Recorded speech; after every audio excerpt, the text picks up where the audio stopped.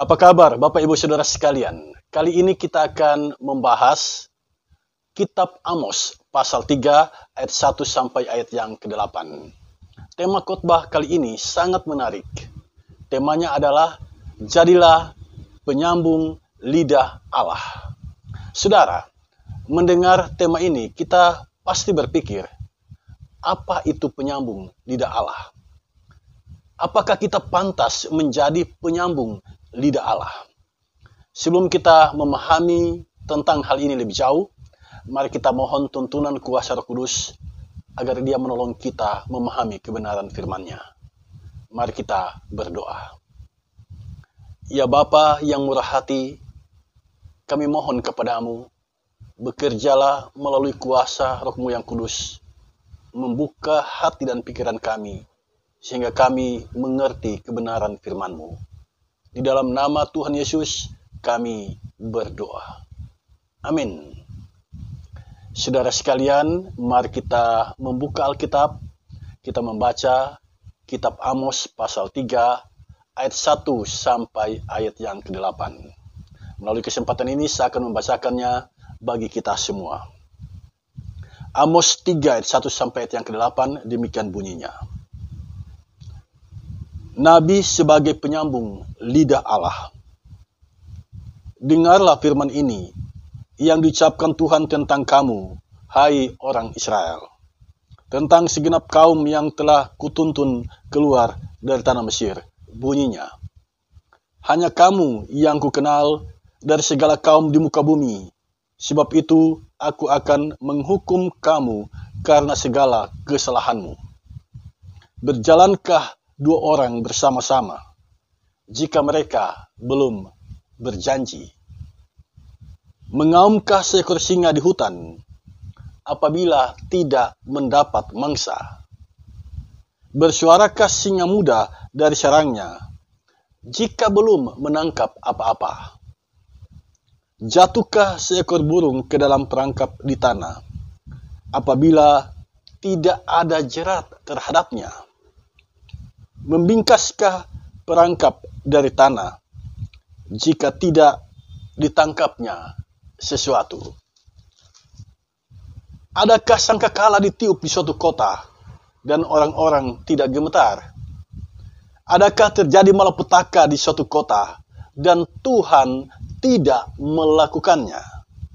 Sungguh, Tuhan Allah tidak berbuat sesuatu tanpa menyatakan keputusannya kepada hamba-hambanya para nabi.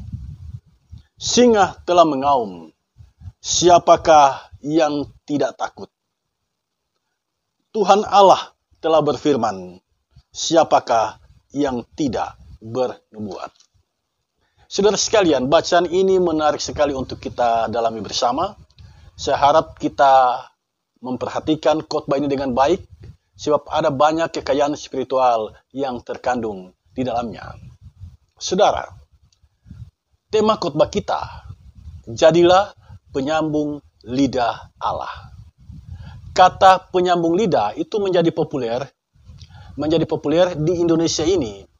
Dan yang mempopulerkan itu adalah Presiden pertama Republik Indonesia, Insinyur Soekarno. Ketika dia menggunakan kata ini, dia berkata bahwa dirinya adalah penyambung lidah rakyat.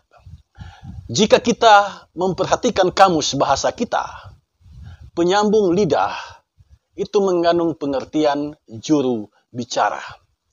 Jadi ketika Soekarno mengatakan bahwa dia adalah penyambung lidah rakyat, itu berarti dia adalah juru bicara rakyat. Dia mendengar jeritan suara dari rakyat dan kemudian dia menyampaikannya dalam bentuk pidato. Saudara, apakah penyambung lidah dalam tema khotbah kita kali ini mengandung pengertian yang seperti itu? Tema khotbah kali ini jadilah penyambung lidah Allah. Tema ini merupakan ajakan bagi kita semua untuk menjadi penyambung lidah Allah. Nah, saya katakan ini menarik, saudara sekalian. Menarik. Apakah itu berarti kita semua diminta untuk menjadi juru bicara Allah? Ini kalau kita memperhatikan pengertian penyambung lidah menurut kamus bahasa kita. Nah, siapakah kita sehingga kita menjadi juru bicara Allah? Apakah Allah kita itu adalah Allah yang bisu sehingga Allah membutuhkan juru bicara? Saudara, Allah itu maha kuasa. Orang Israel menyebutnya El Shaddai, Allah maha kuasa. Orang Israel menyebut demikian. Jadi tidak mungkin Allah kita tidak bisa berbicara. Tidak mungkin Allah kita mengalami kesulitan untuk berbicara dengan manusia. Kalau dia tidak mau bicara dengan manusia, dan dia menggunakan orang untuk berbicara atas namanya, itu pasti ada latar belakangnya. Untuk urusan bicara, itu hal yang kecil bagi Allah. Lalu mengapa Allah kita tidak mau berbicara langsung kepada manusia? Saudara, itu ada latar belakangnya. Ketika Allah menuntun bangsa Israel keluar dari Mesir, Allah kita melalui Musa telah melakukan banyak mujizat, dan Allah langsung hadir di tengah-tengah umat Allah. Dia menuntun Musa untuk memimpin umat. Ketika Musa berhasil mempengaruhi Firaun untuk membiarkan bangsa Israel keluar dari tanah Mesir. Mereka keluar dari tanah Mesir, tetapi apa yang terjadi? Laut Teberau membentang di depan mereka, dan mereka tidak mungkin bisa menyeberangi laut itu. Sementara di belakang mereka, tentara Mesir sedang mengejar mereka. Umat ketakutan. Umat tidak tahu kemana mereka harus pergi. Ke belakang ada tentara Firaun yang siap untuk membunuh mereka. Melangkah ke depan ada laut luas yang membentang. Itulah laut Teberau. Nah, pada saat itulah Allah menyatakan kuasanya. Tongkat yang sederhana di tangan Musa berubah menjadi tongkat yang punya kuasa, yang berhasil membelah laut Teberau itu. Sehingga orang Israel bisa berjalan melewati laut Teberau itu dan tiba di seberang. Sampailah mereka di kaki Gunung Sinai. Musa diminta oleh Tuhan untuk naik ke atas gunung. Dan selama 40 hari, 40 malam, Musa berada di gunung itu. Musa ada bersama dengan Allah. Dia bercakap-cakap dengan Allah.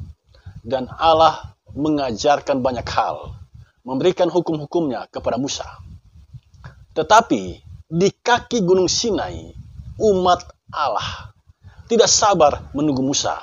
Dan akhirnya mereka menyembah anak lembu emas.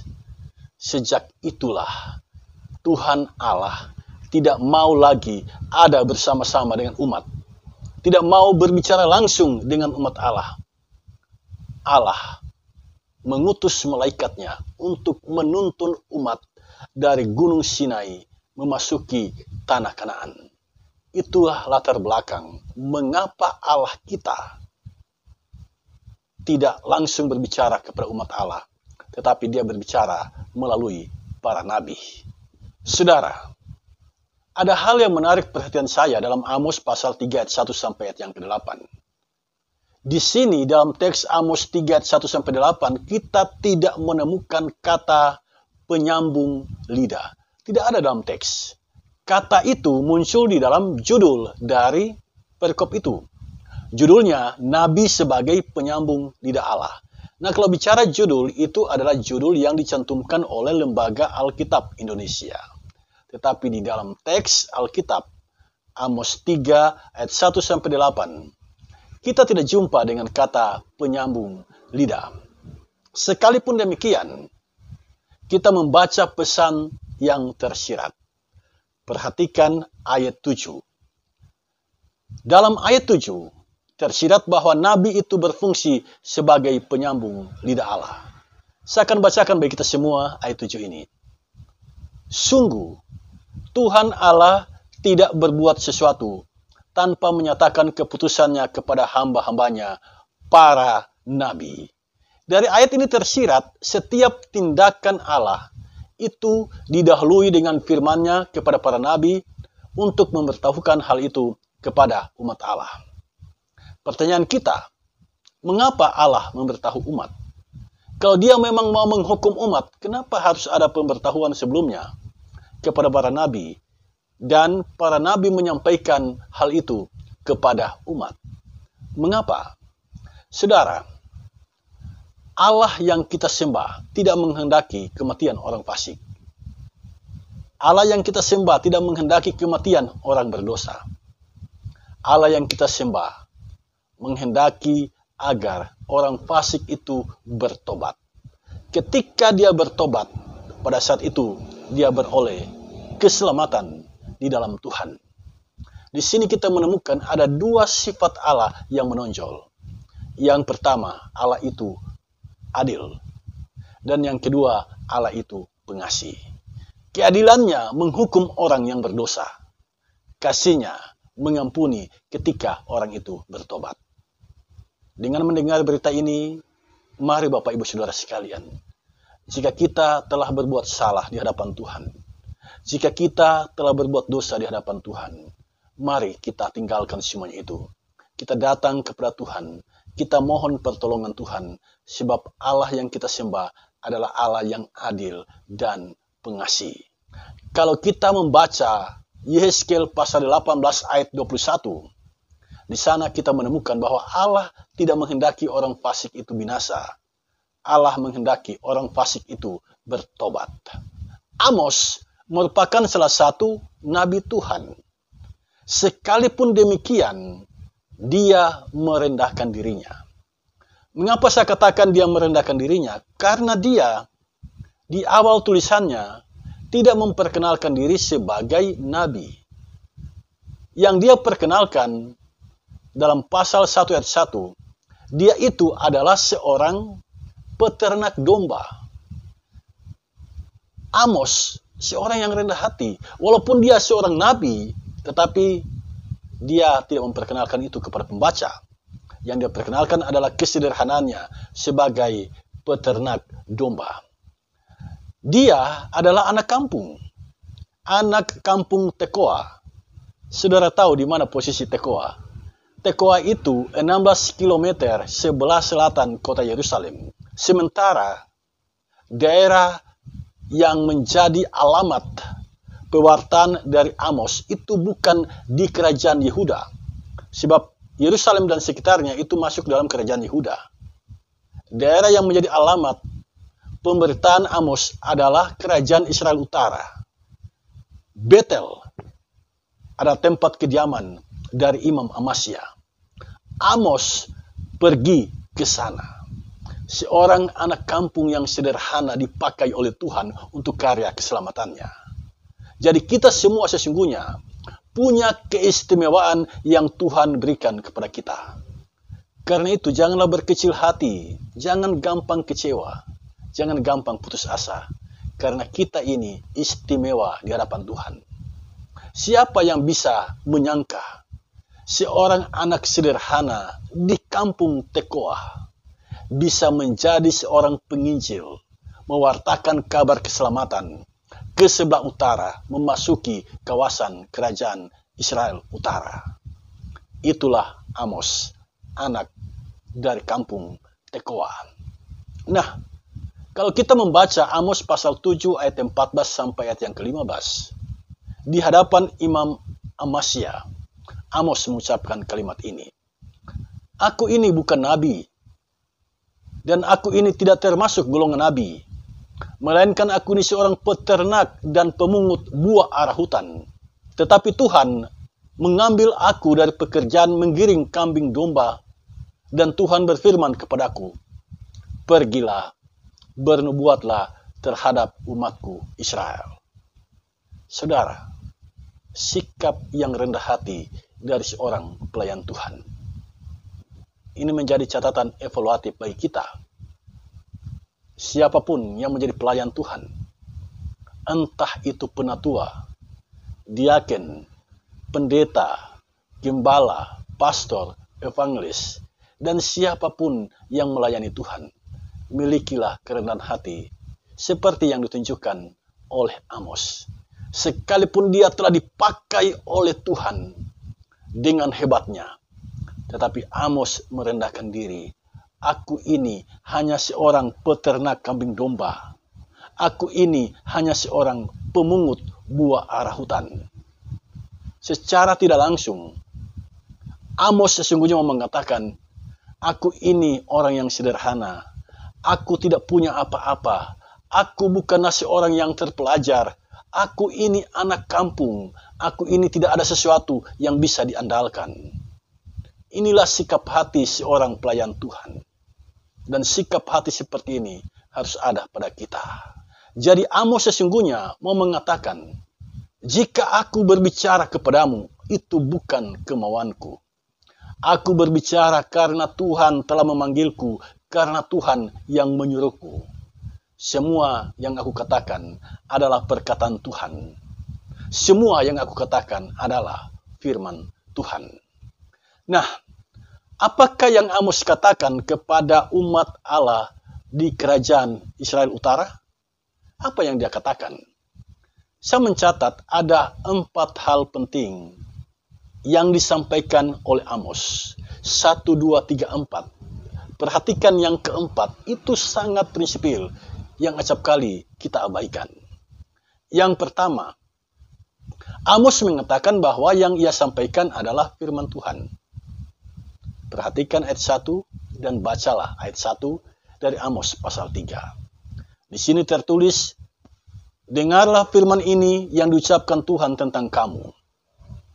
Seorang penyambung lidah harus demikian. Ya, seorang penyambung lidah Allah haruslah demikian. Dia hanya menyampaikan apa yang Tuhan mau sampaikan. Ini menjadi catatan berharga bagi kita, bagi para pewarta firman. Saat engkau berdiri di mimbar pewartaan, kesadaran pertama yang harus ada dalam dirimu adalah, saya mau menyampaikan firman Tuhan.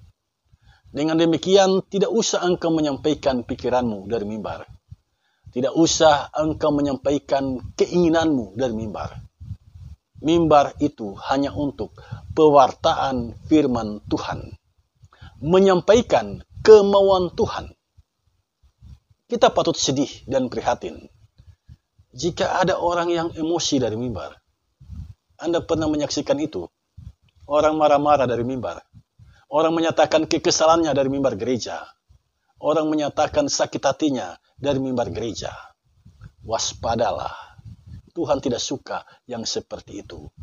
Mimbar pewartaan hanya untuk menyampaikan firman Tuhan.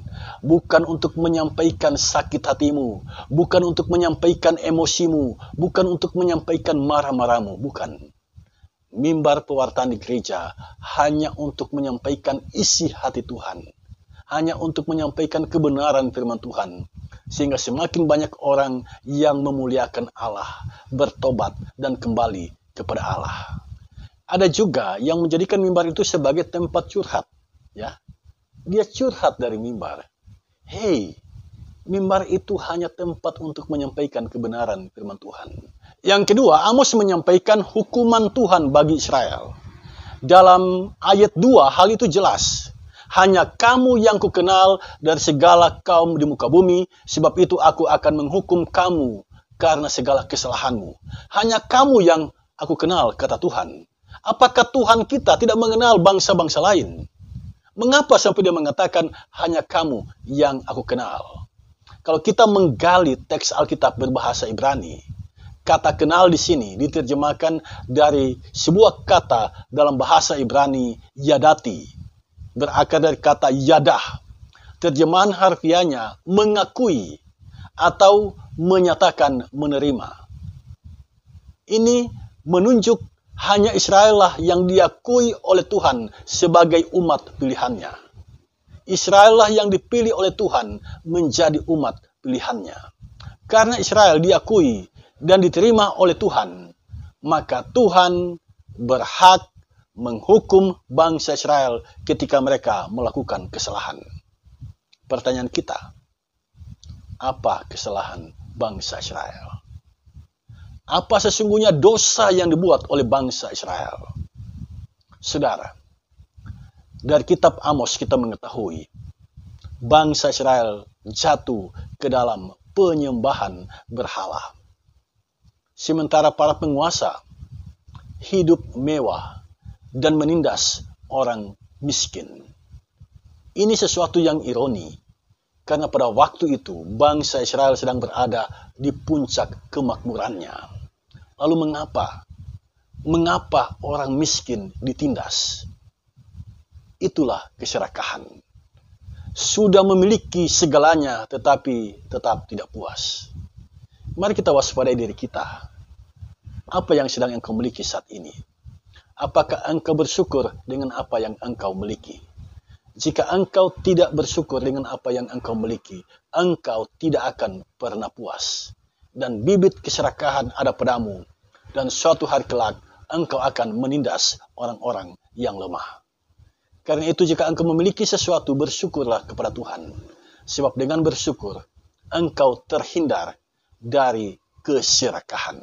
Ini peringatan bagi orang yang berduit, peringatan bagi orang yang berpengaruh, peringatan bagi orang yang menduduki posisi yang tinggi. Jika kita sudah memiliki segalanya, waspadalah, jangan sampai keserakahan itu ada pada kita. Tuhan Yesus mengingatkan kita dalam khotbahnya di bukit. Di mana hartamu berada, di situ hatimu berada. Yang ketiga, mengapa Tuhan menghukum? Mengapa Tuhan menghukum orang Israel? Melalui Amos, Tuhan menjelaskan karena adanya hubungan sebab akibat. Coba baca, perhatikan ayat 3 sampai ayat yang ke-6. Ayat 3 menyebutkan dua orang itu bisa berjalan bersama. Itu akan terjadi jika sebelumnya mereka berjanji. Bagi yang sedang pacaran pasti paham betul tentang hal ini. Ayat 4. Singa mengaum karena mendapat mangsa. Jadi ada hubungan sebab akibat. Kalau tidak ada mangsa, singa tidak akan mengaum. Ayat 5. Seekor burung jatuh ke tanah karena ada jerat. Kalau tidak ada jerat, tidak mungkin burung jatuh ke tanah. Perangkap membingkas karena menangkap sesuatu. Jadi, jika tidak ada sesuatu, tidak mungkin perangkap itu membingkas. Ayat 6, orang gemetar karena mendengar bunyi sangkakala. Jadi ada hubungan sebab akibat. Dan akhirnya Tuhan mendatangkan malapetaka karena kesalahan umat. Karena umat telah menyembah berhala. Yang keempat, mengapa Amos bernubuat? Dari ayat 7 sampai ayat yang ke-8 jelas, karena Allah telah menyatakan keputusannya kepada Amos sebagai seorang nabi. Allah telah berfirman kepada Amos. Amos pun segera menyampaikan firman itu kepada umat. Jadi mengapa sampai dia bernubuat? Karena Allah telah menjumpainya, menyampaikan firman-Nya. Dan sebagai orang yang menerima firman, tidak mungkin firman itu disimpan untuk dirinya sendiri. Firman itu segera disampaikan kepada umat. Jadi jelas bagi kita seorang penyambung lidah Allah. Dia segera bertindak, dia tidak berlama-lama, dia segera melaksanakan tugasnya menyampaikan kebenaran firman Tuhan. Saudara, sampai di sini jelas penyambung lidah Allah adalah nabi. Mereka menyampaikan firman Allah. Firman Allah itu kemudian menjadi manusia. Itulah Yesus Kristus. Yesus yang hidup itu adalah firman Allah dalam wujud manusia. Ketika Yesus hidup, ada Yohanes Pembaptis. Dialah satu-satunya nabi di zaman itu. Dia diutus untuk mempersiapkan orang-orang menyambut Yesus sebagai anak Allah, sebagai Mesias, sebagai juru selamat dunia. Nabi Yohanes berkarya untuk itu. Selanjutnya, Yesus mengutus semua pengikutnya menjadi saksinya. Saksinya di Yudea, Samaria, dan sampai ke ujung bumi. Kita semua adalah penyambung lidah Allah. Bukan dalam pengertian menjadi juru bicara Allah. tetapi bersaksi tentang keselamatan di dalam Yesus Kristus Tuhan kita. Bersaksi bahwa kita ini adalah manusia yang berdosa, berutang nyawa pada Yesus. Yesus mengorbankan segalanya demi keselamatan kita. Kita bersaksi tentang itu, sehingga banyak orang yang percaya dan menerima Yesus sebagai Tuhan dan Juru Selamat. Pertanyaan evaluatif bagi kita, sudahkah itu engkau lakukan? Sudahkah engkau bersaksi bahwa Yesus itu adalah penyelamat satu-satunya? Dia datang ke dunia untuk menebus dosa manusia. Dia datang ke dunia untuk menyelamatkan kita yang berdosa ini. Upah dosa adalah maut. Itu ditimpakan pada Yesus sehingga kita beroleh keselamatan di dalam Dia. Ketika kita percaya kepadanya, kita tidak binasa, melainkan beroleh hidup yang kekal. Itulah berita sukacita. Itulah berita Injil, dan kita sebagai penyambung lidah Allah menyampaikan itu kepada siapapun yang kita jumpai. Kita berdosa. Allah berbelas kasihan menyelamatkan kita di dalam Yesus Kristus Tuhan kita. Manusia yang berdosa tidak mungkin dapat menyelamatkan dirinya sendiri. Yesus yang adalah firman telah datang mengangkat kita dari kubangan dosa dan menyelamatkan kita. Saudara, menjadi penyambung lidah Allah itu tidaklah mudah. Tidak mudah, saudara sekalian. Ini pekerjaan yang tidak gampang. Apalagi kalau kita berhadapan dengan orang-orang yang berpengaruh, orang-orang yang punya kekuasaan, orang-orang yang punya kedudukan yang tinggi. Saya sering mendengar keluhan teman-teman pendeta, dia grogi, dia gugup, dia tidak bisa berbicara bebas kalau di situ ada pejabat. Dia tidak bisa menyampaikan kritikan yang tajam jika itu adalah orang yang berpengaruh. Bertobatlah dari cara hidup yang seperti itu. Engkau diutus bukan untuk menyenangkan pejabat. Engkau diutus bukan untuk menyenangkan manusia. Engkau melayani Tuhan bukan melayani manusia. Sampaikan saja apa yang Tuhan inginkan. Jangan gugup, jangan takut, jangan gentar. Ketika di situ ada orang yang berkuasa, ada orang yang berpengaruh, ada orang yang punya kedudukan yang tinggi. Sebagai penyambung lidah Allah, engkau harus berkata apa yang Allah kehendaki, apa isi hati Allah, itu yang harus engkau sampaikan. Jika kesadaran itu ada padamu, engkau pasti dapat bersaksi tentang Yesus sebagai Tuhan dan Juru Selamatmu. Engkau pasti dapat menyampaikan kabar Injil, kabar sukacita kepada siapapun yang engkau jumpai. Saudara sekalian, ada 3 hal yang harus kita perhatikan agar kita efektif menjadi penyambung lidah Allah. 1, 2, 3, dan yang ketiga ini sangat prinsipil. Banyak orang mengabaikan yang ketiga ini. Mari kita ikuti satu persatu. Yang pertama, siapa kita? Seorang penyambung lidah Allah harus sadar siapa dirinya. Kita ini adalah orang yang berdosa. Kristus datang menebus kita. Dia berkorban nyawa demi keselamatan kita. Jadi kita adalah orang berdosa, berhutang nyawa kepada Yesus. Sikap ini harus ada pada kita, sehingga kita sadar diri dan menjalani kehidupan dalam kerendahan hati. Seperti Amos. Amos rendah hati. Allah meninggikan orang yang rendah hati. Yang kedua, beranilah bersaksi. Karena dunia kita semakin jahat. Kejahatan yang muncul pada zaman Nabi Amos muncul lagi di zaman sekarang. Perekonomian kita dikuasai oleh kaum kapitalis yang tidak bermodal merana. Rakyat hidup susah, sementara para pejabat mempertontonkan kemewahan. Dari media elektronik, dari media cetak, dari media sosial, kita sering membaca hubungan yang tidak tulus antar sesama. Kemunafikan terjadi di semua lini kehidupan. Apalagi jelang Pileg dan Pilpres. Kemunafikan itu semakin terlihat jelas. Sungguh mengerikan, saudara sekalian. Berhala tempo dulu adalah patung. Patung dewa-dewi. Berhala modern lebih canggih lagi. Berhala sesuatu yang mengalihkan perhatian kita dari Allah. Sesuatu yang menyita waktu kita untuk jumpa dengan Allah. Sekarang ini muncul sebagai berhala modern. Berhala itu yang membuatmu berpaling dari Allah. Bisa saja handphone, bisa saja itu adalah hobi, bisa saja itu adalah pekerjaanmu, atau orang yang berpengaruh, dan bisa saja itu adalah teknologi.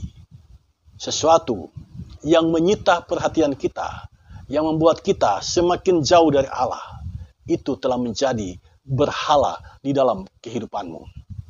Inilah kejahatan yang terjadi di zaman sekarang ini. Tidaklah berlebihan jika seorang pendeta asal Inggris bernama John Stott, dia meneriakkan kalimat ini.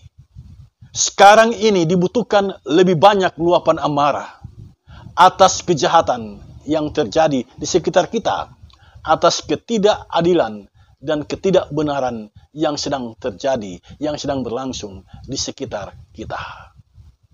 Saudara, beranilah bersaksi, karena engkau tidak sendiri. Ada Roh Kudus yang menuntun dan menyertai. Kemudian yang ketiga, berserah kepada Yesus. Berserah kepada Yesus. Keberhasilanmu dalam bersaksi, dalam menyampaikan kebenaran firman Tuhan, tidak terletak pada kemampuanmu, tidak terletak pada kepintaranmu, tidak terletak pada kepiawaianmu, kehebatanmu. Tidak. Kalau Anda berpikir seperti itu, Anda telah gagal menjadi pewarta firman. Keberhasilan itu ada di tangan Roh Kudus. Jika Dia mau memakai kita, maka kita pasti akan sukses dalam pelayanan. Kita menghasilkan buah yang baik di hadapan Allah. Karena itu penting sekali kita berserah kepada Yesus, merendahkan diri di hadapan Yesus, agar Dia memakai kita menjadi alat di tangannya. Masih ingat Yohanes pasal 15 ayat yang kelima. Kalimat akhirnya berbunyi seperti ini. Sebab di luar aku, kamu tidak dapat berbuat apa-apa. Jadi jelas di sini, kita semakin dekat dengan Yesus dan memuliakan namanya, maka kita semakin berdaya guna. Jadilah penyambung lidah Allah dengan jalan memperjuangkan keadilan dan kebenaran. Jadilah penyambung lidah Allah, bersaksi tentang Yesus sebagai Tuhan dan Juru Selamat dunia. Amin.